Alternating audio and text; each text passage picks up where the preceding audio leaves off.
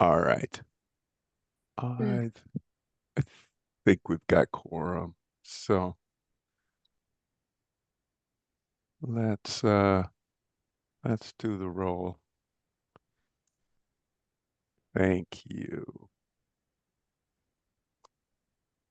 All right. Good afternoon, all.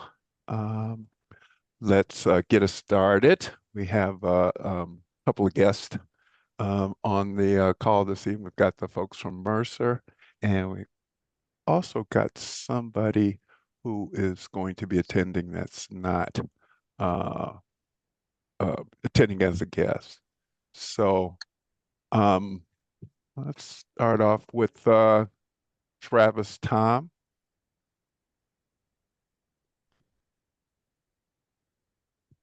Yes, sir.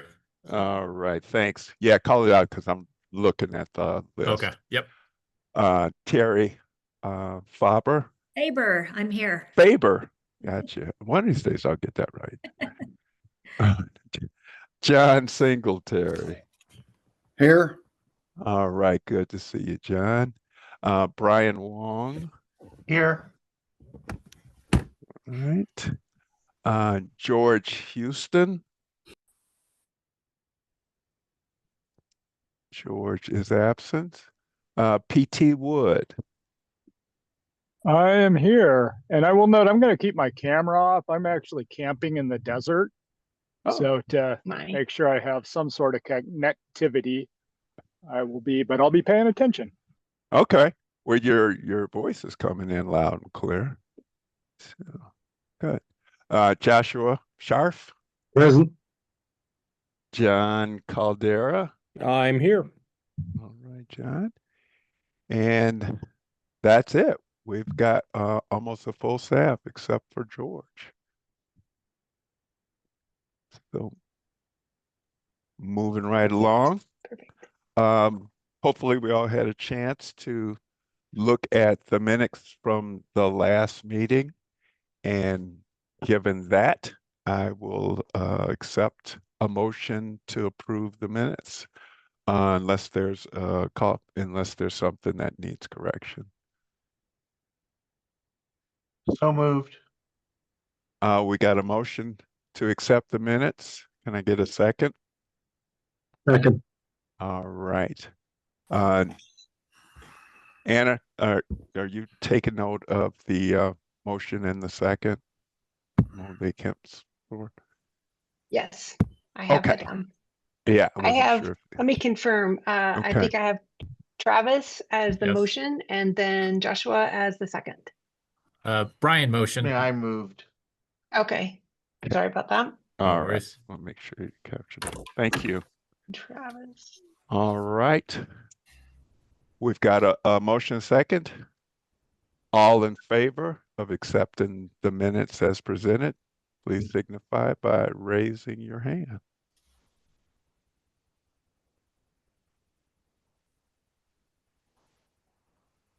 I've got 1, 2, 3, 4, 5, 6. You're missing a vote from John Singletary. Oh, I, got him down there. I'm a yay vote. I had my hand up, but I don't know where it went. Oh, it might have dropped. Sometimes they will if you don't talk or something. All right, good. Go ahead and lower your hands. Any opposed? Hearing no opposition, the minutes as presented are adopted.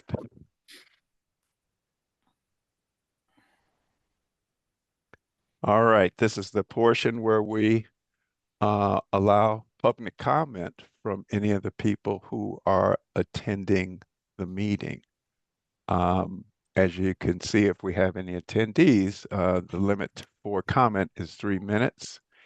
And if you feel like you might run over and blow past that 3 minutes, you can submit an email with your further comments to Barb Holmes. And Barb's email is on the slide. And you could also signal in the chat too if for some reason you can't get to Barb and let her know that you had some additional stuff that you wanted to get included in the comments. Mr. Chairman, this is Doug Platt. Yes, We have one attendee you do. identified as Alex G. All right, I'm looking at. It's not. Alex, are you here?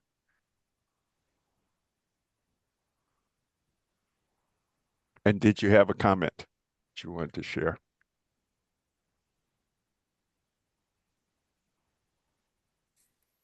He's been allowed to speak. Okay. So, It's Alex, you'd have to unmute if you'd like uh, to respond.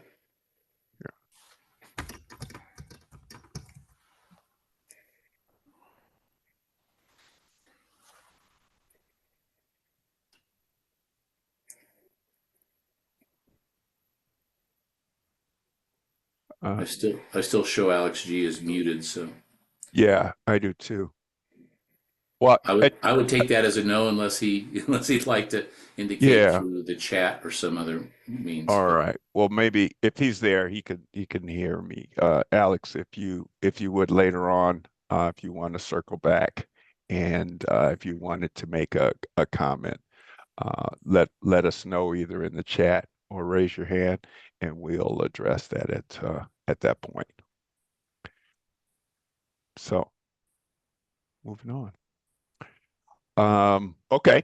So from the last time we talked about getting a shared repository for all the documents that we would be working on in the commission, and Barb has as she's want to been super efficient and got that set up. You should see the link to that shared space. It was in the invite, and hopefully you all had a chance to go in and look and confirm that you had access to it. If somebody hasn't, or you notice that you don't have access to it, let Barb know, because it may be, we had one member who was having an issue because of a difference in their email, so it could be something as simple as that. But was everybody so far okay to get in? Excellent, excellent. Okay. Um, next old business.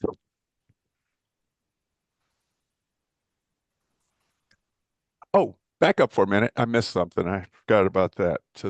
Because the interested parties. Now, there was a list of the interested parties on, and it included the elected officials. And we were asked if we personally had any interested parties that we wanted to add to that list.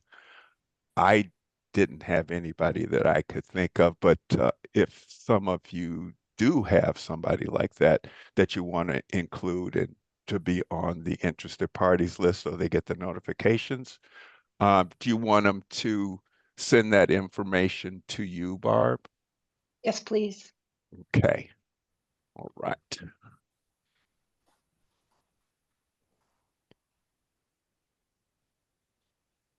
So that's who we have as interested parties so far.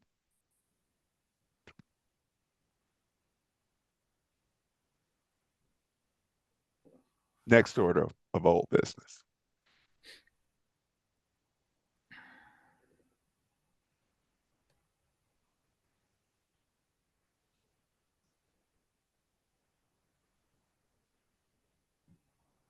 We talked about the shared repository. That's a link to the address that was also in the email. So I think we're good with that one. Thank you. So that brings us up to the Mercer presentation. So I'm gonna let you all come on and introduce yourselves and start your presentation. Okay. I'll Thank you. I'll introduce the Mercer team. My name is Leah Santos. I've actually been with Mercer for 18 years. I also have with me Allie Benline and Max O'Halloran. I'm not sure why, but his name is showing up as Allie. He is not, we don't have two Allies. We don't have two Allie Bs. We have an Allie and a Max. So I guess he had to register that way. But that's us from Mercer. We're really great and really excited to be here today with you all, really just to talk about looking into compensation for some of your leadership positions, how we typically go about doing that, and what the process looks like. There's a couple of options, so we'll go through that with you today. And also just wanted to thank everyone if you weren't aware, we haven't spoken with you in quite some time. We are actually in a 6-year contract doing very detailed compensation reviews and benefit reviews and total remuneration with the state of Colorado. And we have just finished our 5th year of the 6-year contract. We'll go to the next page, Allie. In fact, you can just go 2 pages. We wanted to really start with the Mercer overview because just very quickly, because oftentimes people might think we're a different Mercer. There's a lot of Mercers out there. There's some Mercers that are boutique compensation consulting firms, boutique human resources firms, and even, of course, there's the Mercer University for anyone who might be aware of that. We are none of those. We are actually a very large global human resources consulting firm. There's really 3 very, very large human resources consulting firms in the world, and we're one of those 3. And so we have just some statistics here on the page in terms of the number of employees that we have, the number of clients that we have, how long we've been in business, and we are actually a operating company within Marsh McLennan Companies. So you might have heard that before. We are traded on the New York Stock Exchange as MMC. We'll go to the next page. And just to give you a little bit about Mercer, so MMC has, again, a few operating companies, but Mercer, the operating company under MMC, is the global human resources consulting firm. And we kind of organize our business into 3 areas: health, wealth, and career. Health is really, you can think of it as anything related to medical, dental, even things like paid time off, paternity leave, maternity leave, pharmacy. So we do a lot of work in health, both consulting and also brokerage. So we do a lot of broker of record as well. And then our wealth arm is anything related to retirement, really. So we do a lot of actuarial work, which are estimations of what certain types of insurance will cost, pension investment, investing funds and pension plans, and also 401k plans, sunsetting plans. So we do a lot of work there. And then the third bucket is what we call career. And we just kind of think of that as everything that I haven't mentioned already that is human resources related. So that's really what myself and Allie and Max spend our time on.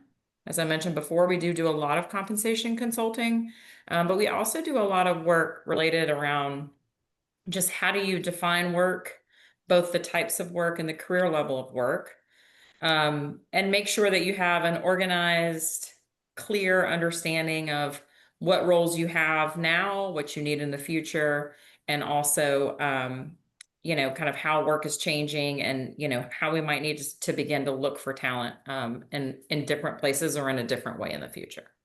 So we wanted to give you that quick overview about Mercer, and then we'll move into more specifically the request that you all had for us to put together, what our approach might be for looking at some leadership positions, specifically their compensation.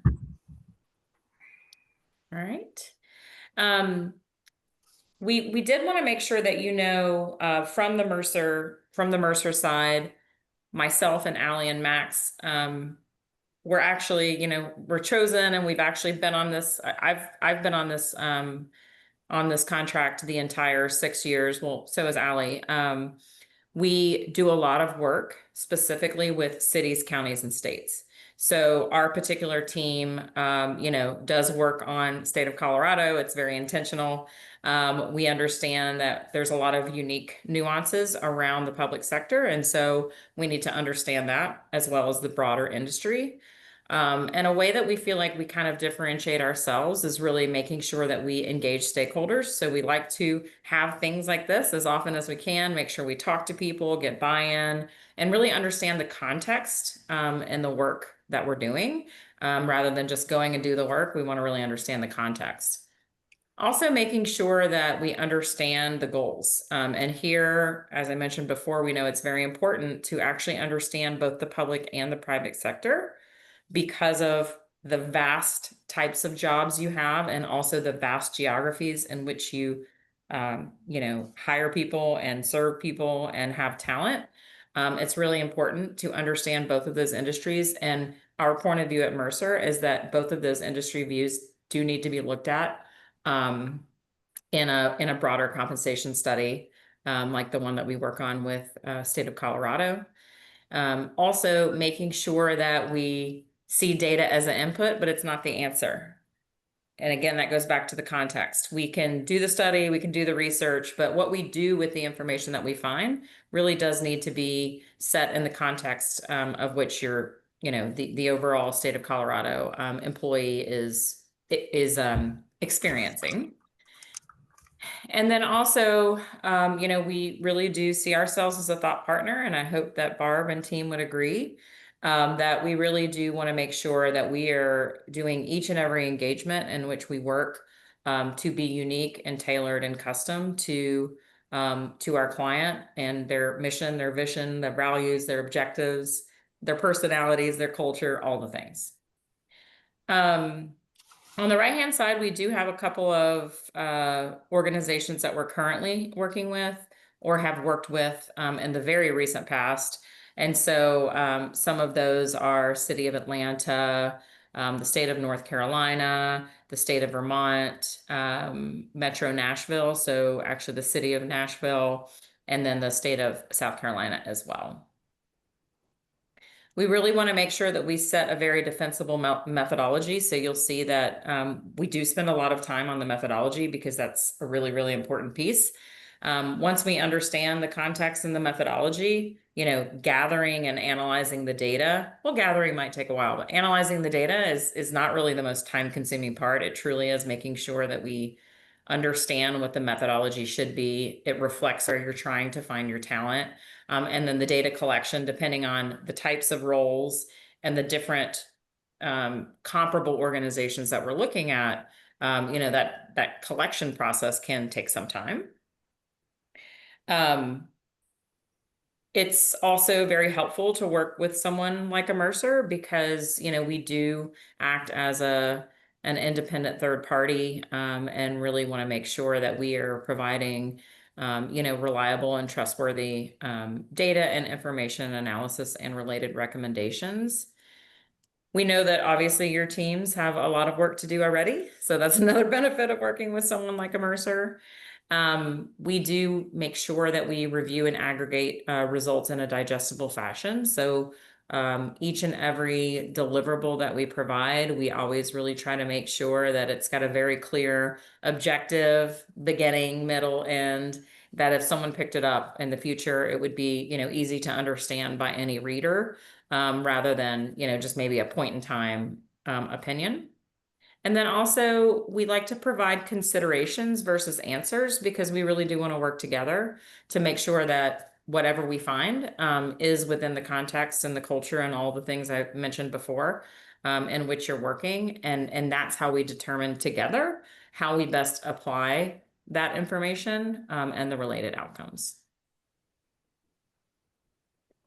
Next, we'll get quickly into the actual methodology of how we would go about this work.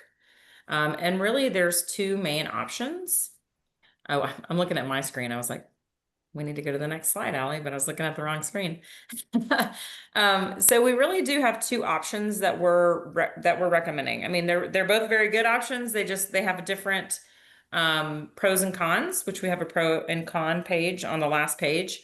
But you know, they both have pros, they both have cons, and they're both very good, reputable, fine methodologies. But you know, we wanted to present them both to you, so that you all could, you know, talk about it and decide which way you would like to go about. But the first option would really be sourcing data from a custom peer list. So it would be very specific. It would be a very specific list where we're saying we're going to look at, let's say, these 10 peers and what they're paying for these roles.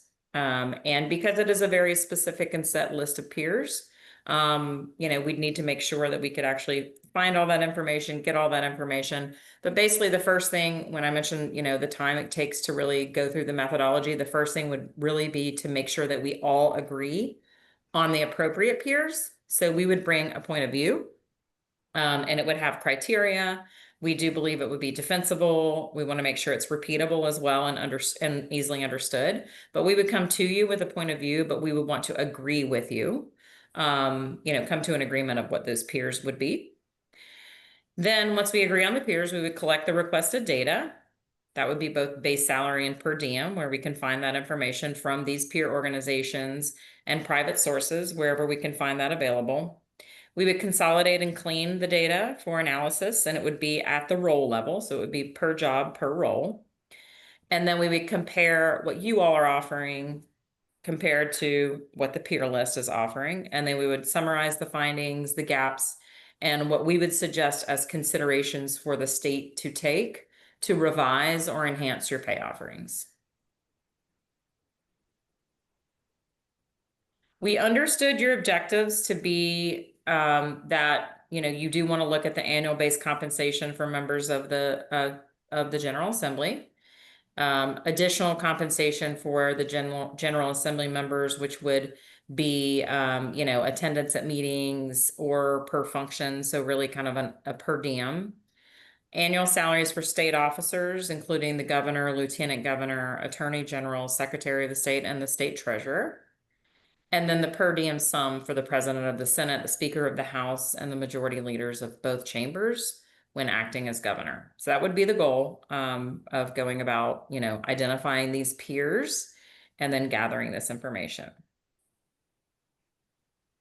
And then on the next page, we have kind of an example of what we mean by really looking at factors to figure out what these comparable peers might be, because people will ask, well, you know, even if we agree on the peers, you know, we're not going to give you a list of 30 and say, okay, what do you think? We actually will go and pick those based on factors that we feel like would influence, you know, getting as close to a comparable as possible for the state of Colorado, knowing that there's no, you know, one-to-one comparable.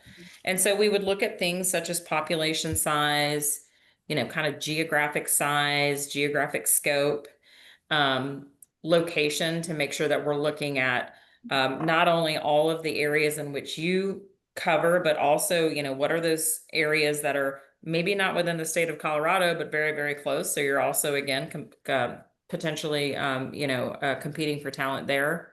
Terrain in terms of, you know, what is the type of, you know, climate that you have, the type of landscape that you have, really to understand, you know, the seasonality, what affects travel, for example. And then finally, cost of living. So cost of living really determines the true purchasing power of salaries. So using cost of living indices can ensure that we would really find comparable standards of living across jurisdictions, again, to the extent that we can. So we did put draft in progress for discussion, because if we go with this approach, this would be a discussion we would want to have. These might be the factors that we would suggest that we look at. We would ask you, what other factors do you think we should look at? And then we would come to you with, based on the factors we all agreed on, here's the peer organizations that we recommend. And then we would have a discussion with you all to make sure that we agree on the peers before collecting the information. So that's option one, very, very specific to a custom set of peer organizations that we would select with you. Option two is really to source data from publicly available survey data for all states. So it would be less specific to a set of peers. It would be a broader set of information and data that is typically readily available, but we don't always know if it's going to be readily available for all jobs, that we're looking at across, of course, across all states. So what we would do there is we would collect available data from online sources and organize that for the analysis. We would really clean the data and note any like outliers or exclusions. So, just because it's published doesn't necessarily mean it's 100% accurate all the time. So we really want to make sure that we're looking at that data, making sense of the data, and that it's all seems to be valid, reliable data, and it kind of trends with the other sources. We would summarize those data into exhibits and provide alternate views for comparison. So we'd be able to say, okay, here's all the data we've collected. Based on all the data we've collected from publicly available sources, this is how we could provide the data to you in different ways. Maybe it might be by geography or by size, just kind of depending on the data that we're able to collect. And then we would complete an internal review of that data collection and aggregation. And then similar to option one, we would summarize the findings, the gaps, and we would come to you with considerations that we think that you should make in order to revise or enhance your pay offerings.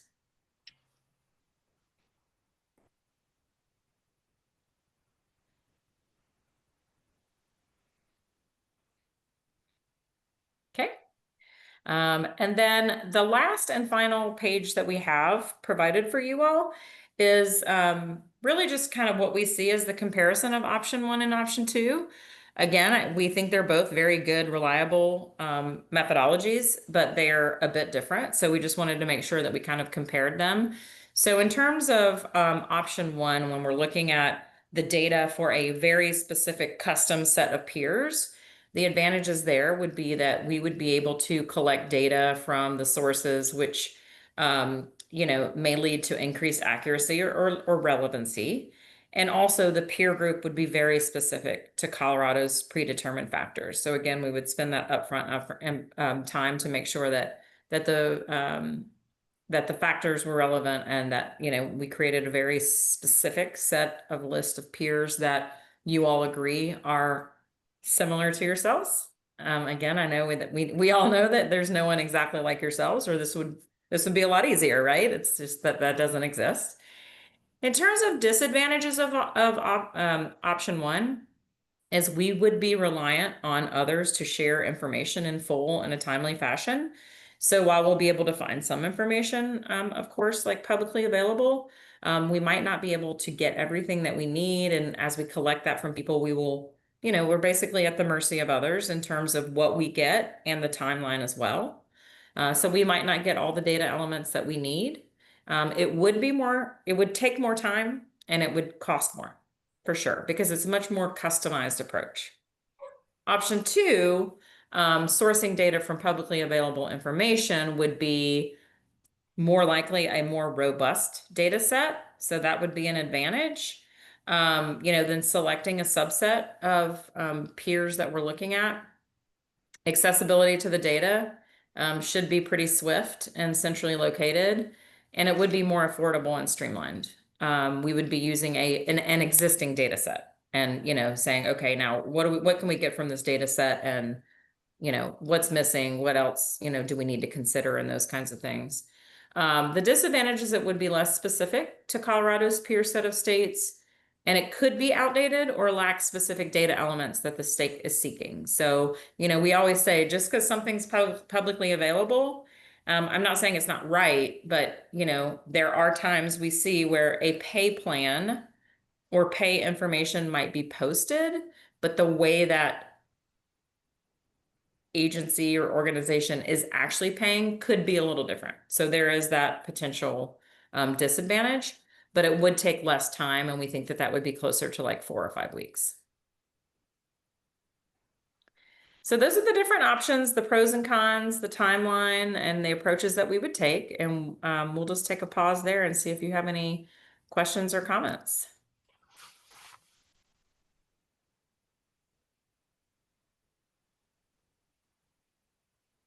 Hey, I do have a question. I guess one of the things that I'm really interested um, in this discussion is how do we evaluate the pay so that it's allows just your average Coloradan from any walk of life to be able to afford to run for office and serve. Yeah, I mean, that's a very interesting question. I would say if that was kind of an objective, something that we would want to talk about, there's a lot of economics, right, that go into compensation. So there's a lot of things that we look at or that we can look at. One thing that we often have discussions around is the cost of living versus the cost of labor. And those two, while they can they typically track with one another, they're not one and the same. And what I mean by that is there are certain locations where the cost of living might be actually much higher than the cost of labor because it's a very desirable place to live. So it's based on supply and demand. So in that scenario, the cost of living might be higher. The cost of labor might not be quite so high because the demand is high. Excuse me, the supply is high. The supply of people and the supply of labor is higher. Those are two things that we often look at. Something that we might want to talk about or consider based on your question, if that is an objective um, of this review, would be living wage, which is a very different thing than cost of living. So when you look at living wage, what does it actually cost?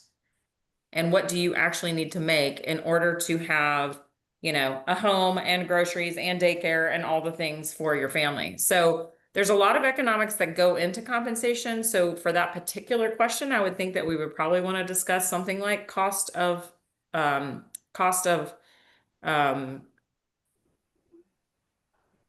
living, but that's not always what we look at for compensation. So we would need to have those conversations.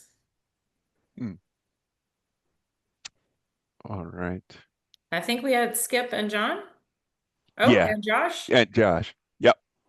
Yeah, I had a question, Leah, about have you been engaged with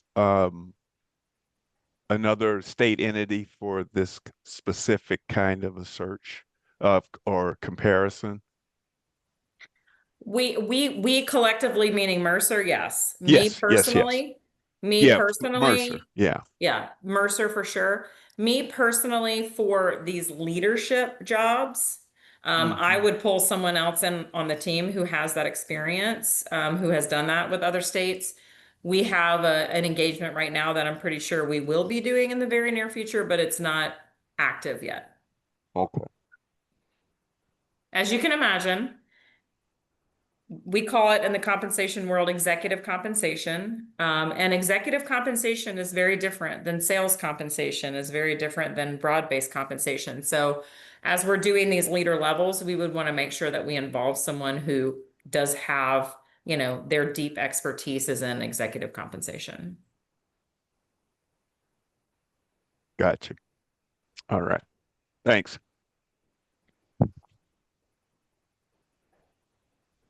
Can I jump in here, or is that a I good or think bad time, it's Skip? John, and then it's you, Josh. Okay. I'm assuming John is John Caldera. Tell me if it's not. Correct. Yeah, John Caldera. Hey, thanks for the presentation, and don't take this personally, but I simply do not agree with the direction of this and comparatives to other states. First of all, we are not looking at compensation for anybody in an agency or any governmental employee. These are compensations for elected officials who donate their time to what they do. Those of us who have been elected know what that's about. And so I just object to the idea of compensation comparisons. I find it a hole I really don't want to go down in. Let's remember that the people that we are looking at, which is 100 legislators and what, 4 statewide officials, all of them know exactly what the compensation is before they decide to apply for the job. There's no secrets about this. And furthermore, I think the statistic we ought to look at is how many of these jobs are competitive. And it seems to me, other than in Boulder, I know of a seat that wasn't contested. I know of very few of these positions that are not contested. There are people who want these jobs. So it's not like we need to find this to fill demand because we can't find the people to do the jobs. I think there are ways to compensate the people that are working for us as legislators without necessarily looking at pay raises. Another way to take care of that is by reducing the amount of the legislative session so they have more time for their regular jobs.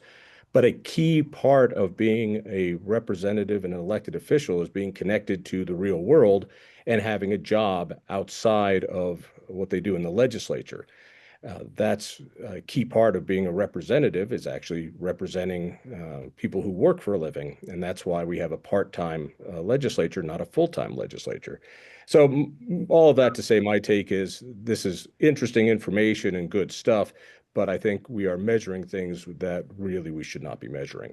We should be looking at our elected officials and how to, what's going to bring in what's a good compensation for them? Does it keep up with inflation? We can look at that. There are ways to alleviate their workload, but I don't want to start comparing them to executive employees. They're not employees. They're elected officials. They're not city managers. They're not superintendents. These are not jobs that we're trying to get folks to apply for. That's not the issue. That's the end of my thought. Okay. Yeah, thanks for that. I mean, we would work with, I assume it's this team, usually, especially with leader compensation, we're working with some sort of team, whoever is going to make the decisions on the compensation, to utilize whatever comparables, both employers and types of jobs that you would feel would be comparable. And so that would be, you know, that upfront methodology discussion that I mentioned, that would be very important for us to all agree on. What is the cost? Is this, since I'm just curious what the cost is for the service that you're suggesting you do? Allie, I'm not sure if we provided that yet to Barb. I didn't think so. We have not, yeah. Yeah, Not yet. so I can get back to you on that. Yeah, I would like that information, please. Thank you. Mhm.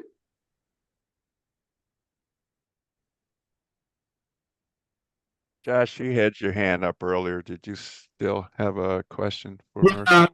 Yeah, I did. Although I don't necessarily have a question for, well, yeah.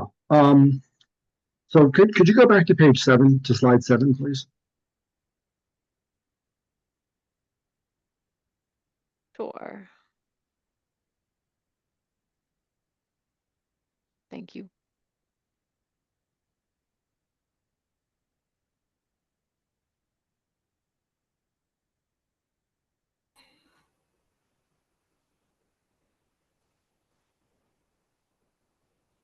Yeah, so I guess this strikes me as interesting, but it's not, I'm not entirely sure.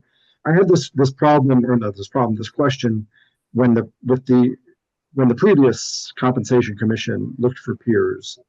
They also looked for some of these characteristics. It was unclear to me why they matter.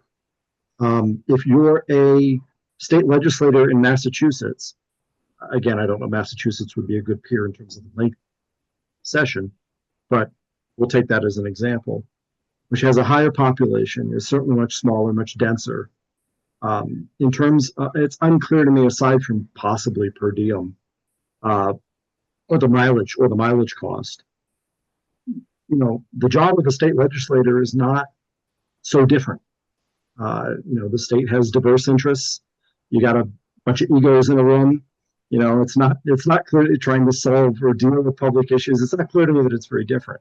So I'm not sure why these are more likely, why these actually matter. Yeah. in terms of selecting a peer group. That's number one. And then number two, can you go to page 9, please? Thanks. I don't understand, and maybe you can explain why this would be, why, for instance, option 1, you wouldn't get all the data elements desired, or it might be more time and cost intensive. This is basically public information. What a state legislator gets paid, what the per diems are. It may be that it's different for a particular legislator. Say they live in a district that has, that's large, and so it might be different if they come from one part of the district as opposed to another part of the district, the mileage that they have to travel. But it's not clear to me. I mean, that's all public information. So it's not clear to me why. It's not as though you're polling a database of, say, the state of Illinois, again, to pick something at random, where all those salaries are public. And, okay, so not entirely at random, where all those salaries are public, and you can just go through and look and see, or you have to ask maybe Indiana, I don't know what Indiana does, to say, okay, what do you pay your people? That's not an issue here. This is all public stuff. Yeah, no, it is all public stuff, and we should be able to find it. You're right, but oftentimes we run into situations where it's hard to find that information, and it's not as readily available as you might think. So we definitely look at two different views just to make sure that we get the data and the information that we're trying to get for you all. So yes, while it is legally required to be available, sometimes it's hard to find. Okay. To your earlier point on page, I don't remember if it was page 6 or 7, that is 100% why we have a draft in progress for discussion on this page, because it depends on where you are geographically. It depends on what types of jobs you're looking at. It depends on the political environment in which you are. There's so many different factors.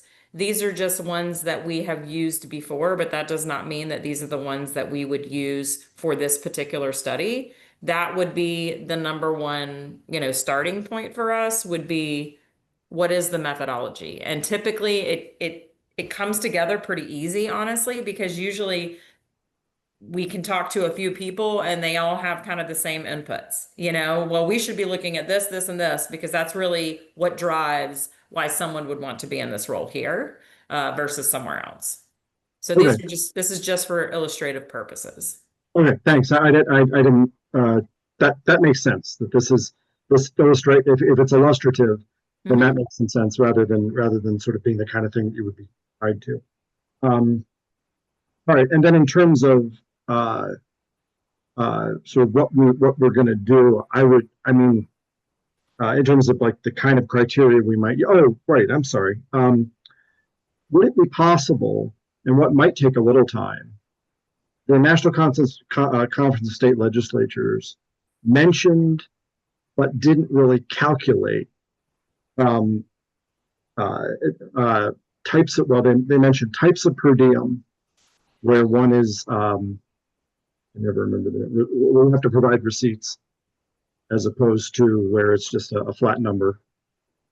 And then also pension and healthcare, that even for part-time legislators, like in Colorado, they end up with the benefit of the state public pensions.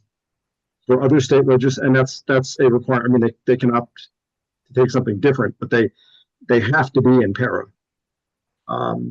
They can use the defined contribution or the defined benefit, but they have to be in para. Other states it's optional, and other states don't provide it at all. So would it be possible to add that in to? And salaries are pretty easy to find. Maybe we can make up the time by adding that in. And assuming that's something that you would want to include, and that, to the extent we could find it, absolutely we could include it, but that was not something that we had talked about before. Thanks. Can I jump in? I'll make this super fast. Go ahead, John. To Joshua's point, I'm looking at 6 to 8 weeks for data. I just went on to ALEC's website, American Legislative Exchange Council. They've got most of this information is already there available. I'm sure NCSL, the National State Conference of Legislators, have something similar to that. And we're on a tight time budget. And so to spend the cost and wait 2 months to find out what goes on in other states for these are not employees, these are elected officials, that the information seems to be largely publicly available. And I would still argue not that important because in Colorado, it doesn't matter what they do in other states. This is Colorado, and we've got our own legislative ways of doing things. So I just would like to wrap up the business of the committee as quickly as possible and not wait for research to be done that I don't think needs to be done and won't really change my mind on things. Thanks.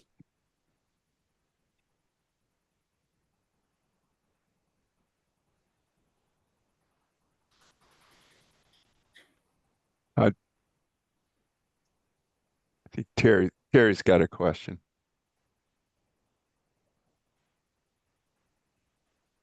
So my question was looking at option 2, because it was less time and it seemed like less specific. I think the data on option 1 seemed to be a little bit more robust, but option 2, less time. So I'm kind of wondering if maybe, because there's a part of me that agrees to the comment that we want to make sure we're paying our folks who are doing this and doing other things, having other jobs. I want to make sure that they are get some kind of wage that's in recognition of this extra effort they're doing. So I was kind of thinking about option 2, and can you high level just explain the differences and why it's less time than the first option? Yeah, so option 2 is using publicly available information. So as I believe it's John Caldara, is that right? Has mentioned, we're using stuff that's already available. So it's going to take less time. But we will run into times, because it will happen, where the information we want is not readily available, or maybe someone doesn't necessarily agree with it, right? Well, this says that, Allie makes whatever, but I actually happen to know that Allie makes something different. So it's not as straightforward, typically, we find in our experience, as you would think or hope. But option 2 is definitely a quicker time frame because we're using information that is already publicly available. We're not going to try to find other information, and we're using databases that exist and pulling that information out rather than asking people to provide it to us. That's why it's quicker. But is it the same data set or something? Because I thought we also said that the first group or the first option also was publicly available information. Well, sometimes we will find publicly available information versus what people report if we ask for it is different. So again, we can find a pay plan or pay information online, but the actual practice of pay could be somewhat different. So we will often find that those 2 data sources many times are the same, but sometimes they are different.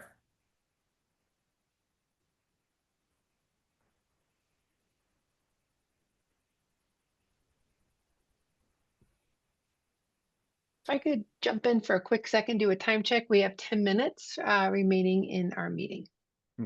Okay, thanks, Barb. PT had another comment. Yeah, hey, thanks a lot. And I appreciate John's comment on the time crunch that we have. It is a short window of time. I also think that, back to my equity plug earlier, this is incredibly important that we get this right. And so the quality of information that we're basing these decisions on has to be the best possible information that we can get. And so I'm going to continue to push for as much and as high a quality of information as we can get. Thank you. All right. Thanks, John. PT. John. Yeah, I just want to comment that I don't agree with Mr. Caldera. I think, in looking around the state, it's bigger than Denver and the Denver metro area. The guy that comes from Trinidad and Monte Vista and Delta and Durango and Sterling, we need to figure a way.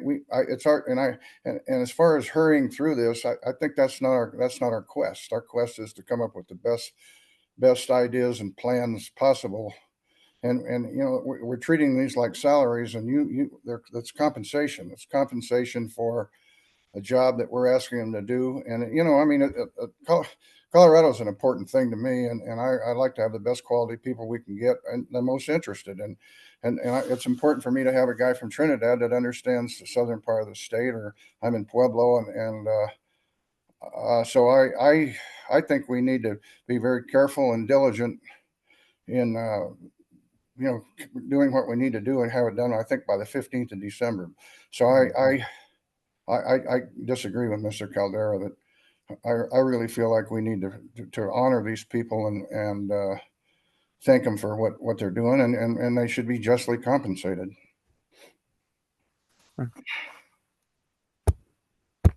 I don't disagree with a single thing you just said. Hey, John, hold up, bro.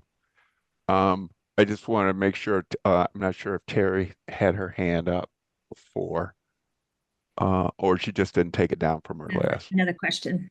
Okay. Yeah, I'm intrigued with the comment. I come from a corporate compensation background where we deal with corporate comp based on cost of labor, not cost of living. So your comment earlier about our approach, do we look at it in terms of cost of labor versus cost of living? Can you dive into that a bit? Because this is something that's new to me from a compensation perspective. I'm used to dealing with cost of labor. Yeah. Yeah, typically we would look at cost of labor. So the cost of labor is reflective of the supply and the demand of a type of job in a geography, right? And so again, it kind of oftentimes does track with cost of living, but it's not the same. So sometimes you'll hear, employees who also aren't, like really in the compensation world. Well, cost of living has gone up 10% in the last 2 years where I live, so I should get a 10% increase. But that's not the way that the cost of labor works. So we do typically look more at cost of labor. My comment I'm sorry, I can't remember who it was. I think it might have been to PT Wood, I think is the comment that I made, where he was talking more about like what you actually need to live and survive and have all the things in an area. And if that's the case, another metric that could be looked at is living wage, which is yet another economic indicator. There's a lot of economic indicators, right? CPI, CPU, but from a compensation standpoint, depending on what your objectives are, the most commonly used metric is the cost of labor. Yes, I agree with you. Sometimes we'll hear, but we have to make our employees live here, right? In a geography. If that's the case, we might want to look at some different economic indicators and what those look like, right? But if you don't require someone to specifically live somewhere, then the actual cost of living in that particular area might not be as relevant when you're setting compensation. Gotcha. John, and then we'll have to wind up and let the folks from Mercer go, but you had something. Oh, I just wanted to say to Mr. Singletary's comments, I don't disagree with anything that you said. I'm grateful that we have elected officials willing to do what they do. That's why those of us who've run for office have done so. And I want them to be properly compensated for what they do. I just want to make it clear that these are not the same as CDOT workers or teachers or others who are providing an employment service. This is a unique thing for these 100 people, and I see no lack of competition for these positions. That's all. Okay. Leah, is there any additional information that you would need input from us uh, for you to go and put something together and get back to us? I really don't think so. Okay. I mean, again, something that we are very, very, our point of view is that upfront piece is the most important thing. Like we could go do research tomorrow and we could give you something 3 days later, but then what, right? Like we need to actually understand the context and the demand and, where people are coming from and why and all the things. So it's really the context and the methodology that we would spend most of our time doing. And then the data collection would come next. Okay. Thank you. Josh and then PT. Joshua, sorry. Keep shortening your name. Sorry. That's okay. I don't know how to short skip. Yeah, I don't think we're in any position to go off and start doing the work just now. We haven't decided what we want to include or what we consider to be relevant. That's our decision. What we consider to be relevant, whether we want to do cost of living or cost of labor, or even include any of that at all. Whether we want to of the factors that might go into picking a Skip, maybe I'm jumping the gun here because it's possible that Yeah, I wasn't looking for, I mean, just looking for them to come back and kind of give us some ideas about what some of this might cost. Oh, okay. That's all I'm saying, and we can decide how much of that we want to, or if any, we want to take up. But yeah, that's what I was talking about. Yeah, because I was getting a look from you, like I was jumping the gun here, so that it was okay. Good, thank you. Yeah, no, that wasn't my intent. Okay, PT. Yeah, so Leah, if I'm understanding you right, a large part of this kind of 6 to 8 weeks is actually in discussion with us figuring out what exactly we want. Is that? Absolutely. Okay. And I think that's important because I'm not sure that we know what we want, and we need to have those discussions to get there. So I see a lot of value in that. Thank you.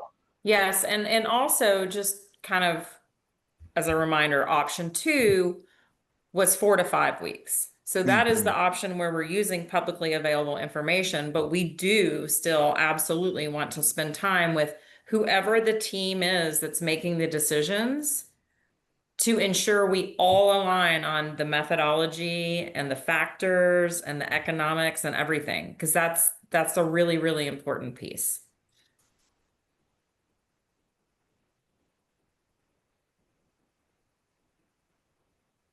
All right. Well, thanks, Leah and Ali, Sure for thing. coming out and giving us an overview of what you can offer. All right. Well, if you have any questions, please do not hesitate just to reach out. Barb knows where to find us. Yep. All right. Thank you. Mercer. Sounds good. Thank you. Bye-bye. All right. Bye. So we kind of blew through that time. So let's go up to the next slide. I think we're going to have to push the remaining stuff off to the next meeting. I just want to get a look at what we is. Yeah, yeah, we can have that. That can be the old business for next meeting. What else? Components. That information was included. Well, Barb had found it and put it in our shared folder, Yeah. so people Yeah. can go in and just look at that. And that current compensation. So as our starting point, uh, yeah, okay.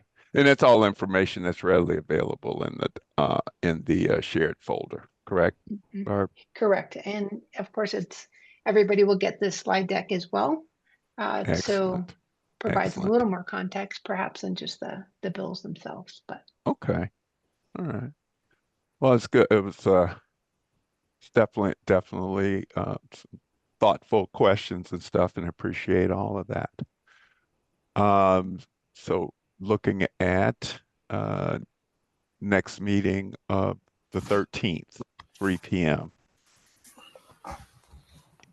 Anybody have any heartburn with that?